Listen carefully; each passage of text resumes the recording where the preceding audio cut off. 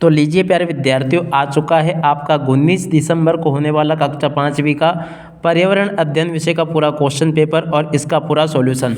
जी हाँ प्यारे विद्यार्थियों, आज मैं यहाँ पर आपको पूरा का पूरा आपका अर्धवार्षिक परीक्षा कक्षा 5वीं के लिए पर्यावरण का पूरा क्वेश्चन पेपर बताने वाला हूँ। देख सकते हो प्यारे विद्यार्थियों, आपका अर्धवार्षिक परीक्षा कक्षा 5 का पर्यावरण का पूरा क्वेश्चन पेपर हमारे पास में आ चुका है। तो आप सब लोग यहाँ से इस क्वेश्चन पेपर को अच्छे से देख ले और पूरे क्वेश्चन पेपर को समझ ले, क्योंकि देखिएगा पूरा क्वेश्चन पेपर प्यारे विद्यार्थियों आपका परीक्षा में इसी प्रकार का पूछा जाएगा जैसा कि आज मैं यहाँ से आपको बता रहा हूँ। तो चलो जल्दी से हम आगे बढ़ते हैं, समझते हैं कि कक्षा 5वीं का आपका अर्धवार्षिक परीक्षा का पर्यावरण का पूरा क्वेश्चन पेपर आपसे परीक्षा में किस प्रकार से पूछा जाएगा और आप सब लोगों को प्यारे विद्यार्थी इस क्वेश्चन पेपर का सॉल्यूशन कैसे पूरा कंप्लीट कर लेना चाहिए।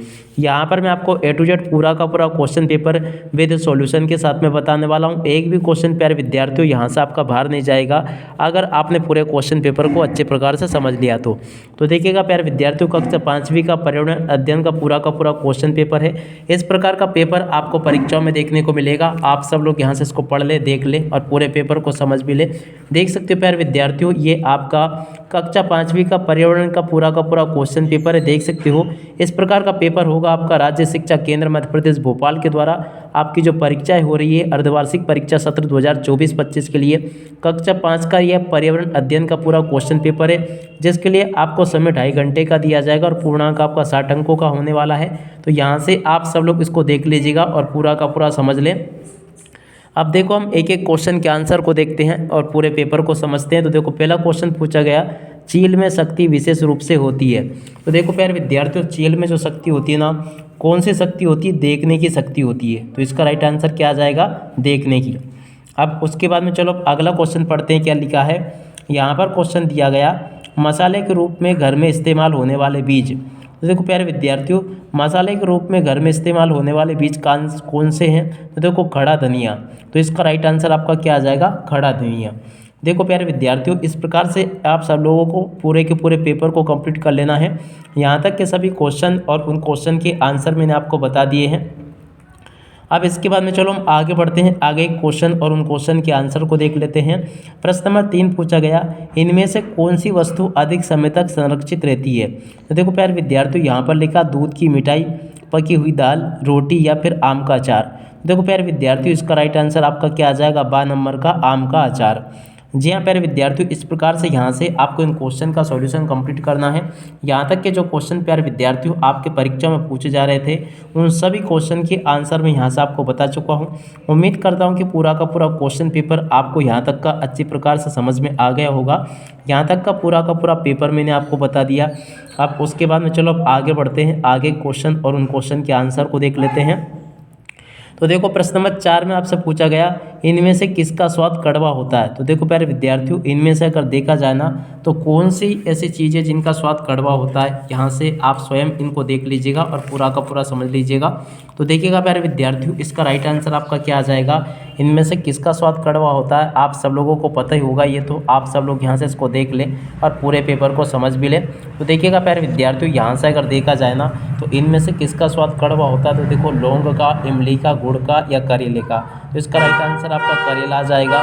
तो यहाँ से आप सब लोगों को प्यारे विद्यार्थियों इन क्वेश्चन के आंसर इस प्रकार से देख लेने हैं जैसे कि मैंने आपको बताए। अब चलो इसके बाद में हम आगे बढ़ते हैं, आगे पेपर को देखते हैं। तो देखो प्यारे विद्यार्थियों, आगे आपका पेपर परीक्षा में इस प्रकार से पूछा गया है। आप सब लोग यहाँ से इन क्वेश्चन को देख लीजिएगा और इनके आंसर को भी समझ लीजिएगा। टोटली प्यारे विद्यार्थियों आपके पेपर में परीक्षा में क्वेश्चन इसी प्रकार से पूछे जाएंगे जैसे कि आपको मैं यहाँ से बता रहा हूँ। देख सकते हो प्यारे विद्यार्थियों, रिक्त स्थानों की पूर्ति कीजिए। तो देखो प्यारे विद्यार्थियों, रिक्त स्थानों की पूर्ति आपको कैसे करनी है? पहला क्वेश्चन पढ़ते हैं, जंगल हमारा घर कहलाता है। देखो इसमें आपको क्या लिखना? घर। और उसके बाद में देखो किले के नक्शे में का चिन्ह दर्शाता है। तो देखो किसको दर्शाता है? ये वाला चिन्ह प्यारे विद्यार्थियों दरवाजे को दर्शाता है। तो इसमें अगर आप लोग दरवाज़ा लिखोगे तो बिल्कुल आपका सही हो जाएगा ये वाला क्वेश्चन। अब चलो इसके बाद में प्यारे विद्यार्थियों अब आगे बढ़ते हैं, आगे क्वेश्चन और उन क्वेश्चन के आंसर को देखते हैं। प्यारे विद्यार्थियों, एकमात्र इसी चैनल पर आप सभी को अर्धवार्षिक परीक्षा की तैयारी बहुत अच्छी प्रकार से करवाई जा रही है। तो इसलिए आप सब लोगों से रिक्वेस्ट है कि आप लोग जल्दी से चैनल को सब्सक्राइब जरूर कर लें, क्योंकि देखिएगा एकमात्र इसी चैनल पर आपको सभी पेपर की तैयारी बहुत अच्छी प्रकार से करवाई जाती है। यहाँ पर मैंने आप सभी को आपकी अर्धवार्षिक परीक्षा के लिए समस्त विषय के क्वेश्चन पेपर अच्छे प्रकार से समझा दिए हैं। उम्मीद करता हूँ कि समस्त विषय के क्वेश्चन पेपर आप सब लोगों को बहुत अच्छी प्रकार से समझ में भी आ गए होंगे। प्रश्न नंबर 2 में आपसे इस प्रकार से क्वेश्चन पूछे गए जिनके कि उत्तर हम यहाँ से देख रहे हैं। जैसे कि जंगल हमारा घर है, तो देखो यहाँ पर आपको क्या लिखना था, घर। उसके बाद में किले के नक्शे में चिन्ह को प्रदर्शित करता है, तो देखो दरवाजे के चिन्ह को प्रदर्शित करता है ये। अगला क्वेश्चन, अंतरिक्ष स्पीशीज में पानी के बुलबुलों का इधर उधर उड़ने का कारण ना होना है, तो क्या नहीं होना है, गुरुत्वाकर्षण बल का ना होना है, ठीक है ना। तो यहाँ पर आपको ये लिखना था प्यारे विद्यार्थियों। तो देख सकते हो यहाँ तक के सभी क्वेश्चन और उन क्वेश्चन के आंसर मैंने आपको बता दिए। अब अगला क्वेश्चन, जमीन हिलने की घटना को कहते हैं। देखो प्यारे विद्यार्थियों, जब जमीन हिलती है ना तो इस घटना को कहते हैं भूकंप। देख सकते हो प्यारे विद्यार्थियों यहाँ तक के सभी क्वेश्चन और उन क्वेश्चन के आंसर मैंने आपको अच्छी प्रकार से बता दिए। अब बाकी के क्वेश्चन प्यारे विद्यार्थियों आपके पेपर में ऐसे पूछे जाएंगे, जैसे कि सांप को किसान का दोस्त क्यों कहा गया है। तो देखिएगा प्यारे विद्यार्थियों, सांप को किसान का दोस्त क्यों कहा गया है, इसका उत्तर आपको तीन अंकों का क्वेश्चन है। तो देखो सांप को किसान का दोस्त इसलिए कहा गया है क्योंकि किसान के खेतों में जो कीड़े मकोड़े होते हैं, चूहे होते हैं, उनको सांप खा लेता है और इस तरह से किसान की फसल को नुकसान होने से ये सांप बचाता है, इसलिए सांप को किसान का दोस्त कहा गया है, ठीक है। अब अगला क्वेश्चन, पानी में ना डूबने वाली 3 वस्तुओं के नाम लिखिए। देखिएगा प्यारे विद्यार्थियों, आपको 3 ऐसी वस्तुओं के नाम लिखने हैं जो कि पानी में ना डूबे।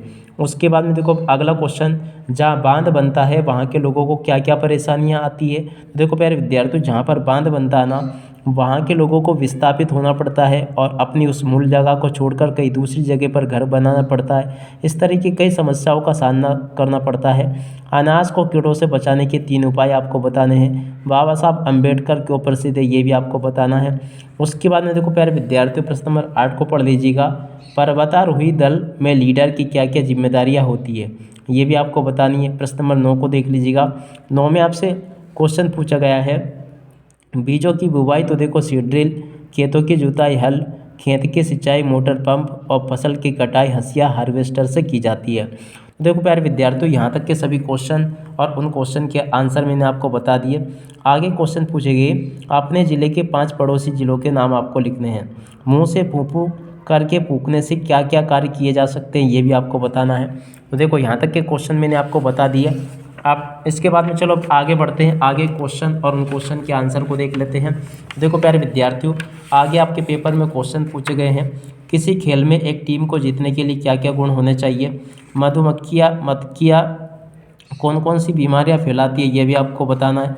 बाकी के क्वेश्चन प्यारे विद्यार्थियों आपके पेपर में इस प्रकार से पूछे गए हैं, कुछ क्वेश्चंस ये लिखे हैं और उसके बाद में देखिएगा प्यारे विद्यार्थियों आगे क्वेश्चन ये दिए गए हैं, जैसे कि इनमें आपको जो चित्र दे रखे ना, इनमें उपयोग होने वाले ईंधन का नाम आपको बताना था। जैसे कि इसमें तो मीथेन आती है, लालटेन में केरोसिन, बल्ब में बिजली, कार में पेट्रोल या डीजल, और देखो ये सूर्य का प्रकाश आता है इसमें, और ट्रैक्टर में डीजल, ठीक है ना। तो ऐसे यहाँ से आपको भरना था।